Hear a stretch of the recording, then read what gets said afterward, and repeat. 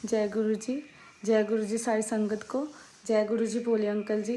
भोले uncle जी, आपका बहुत बहुत शुक्रिया।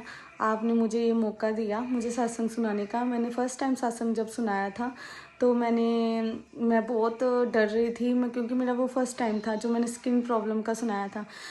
लेकिन भोले अंकल जी, जब आपने मुझे वो सत्संग सुन के आपने मुझे हिम्मत दी ना कि नहीं, आपने बहुत अच्छा किया, तो मेरा बहुत कॉन्फिडेंस बढ़ा है।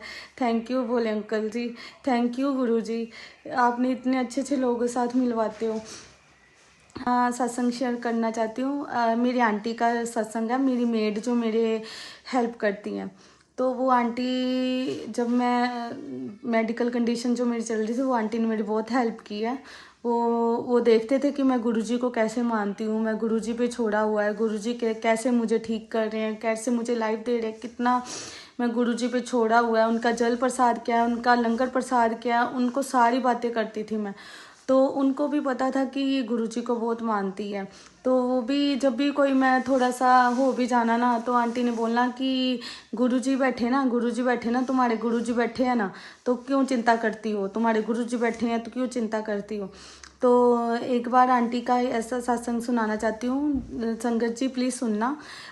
आंटी के ना 2 लड़के थे।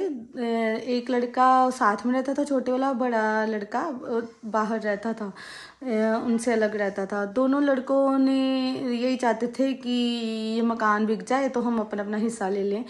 तो आंटी नहीं चाहती थी मेरा मकान बिके, क्योंकि आंटी कह रही थी मैं तो सड़क पे आ जाऊंगी अगर मेरा मकान बिक गया तो आंटी ने क्या, आंटी रोज़ ऐसे बोलती, मेरे लड़के पीछे पड़े हैं, मेरे लड़के पीछे पड़े हैं, मैं कैसे करूं, मेरे पास आके ना परेशान होती थी।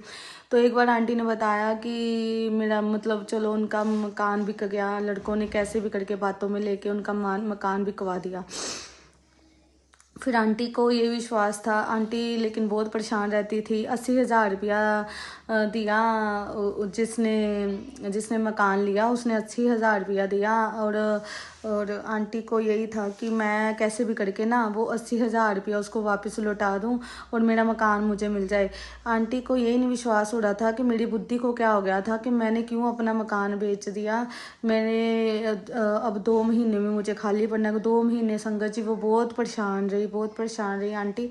वो इतना परेशान रही कि मतलब आंटी सूख गई थी टेंशन के मारे कि मतलब मेरा क्या होएगा। मैं सड़क पे आज जी कहाँ पूछते हैं लोग, बच्चे नहीं पूछते हैं, सॉरी।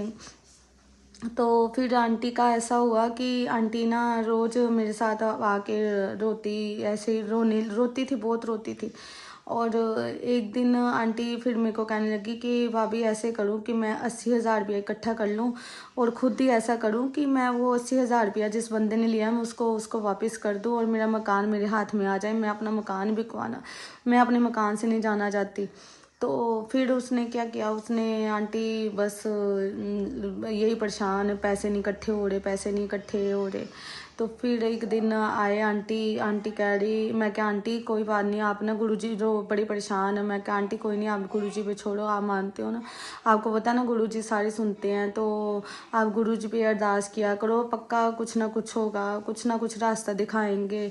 अगर आपका मकान आपके हाथ आना होएगा तो गुरुजी कैसे भी करके करेंगे, आपका पैसा अपना सब कुछ मिल जाएगा।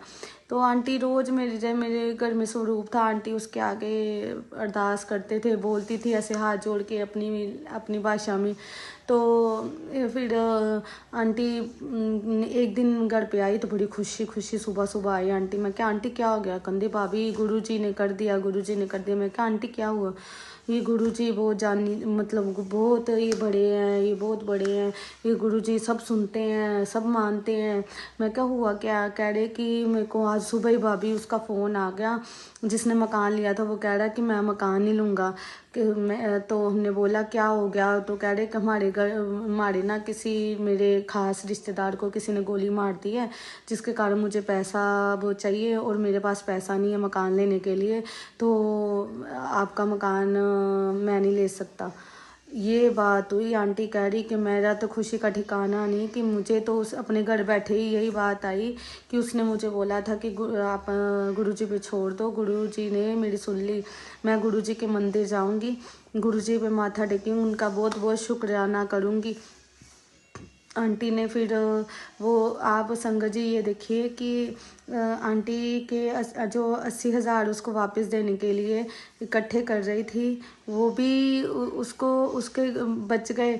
और उसने जिसने दिए मकान लिया था उसके पैसे भी आंटी के पास आए, ना मकान गया ना पैसे गए, उल्टा पैसे आए। तो गुरुजी की लीला है, गुरुजी पे छोड़ोगे तो गुरुजी ज़रूर सुनेंगे। आप क्योंकि मेरे लिए तो अब इतनी लाइफ गुरुजी ने इजी कर दिया है, कुछ करना ही नहीं है, बस गुरुजी पे छोड़ना है। गुरुजी सब सुनते हैं, गुरुजी पे छोड़ोगे तो हमारी एक एक बात पूरी होती है।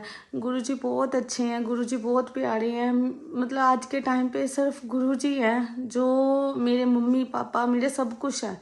जय गुरुजी, जय गुरुजी, शुक्राना गुरुजी, सारी संगत को जय गुरुजी। बोले अंकल जी जय Guruji. Thank you uncle ji, thank you Guruji, शुक्राना गुरुजी।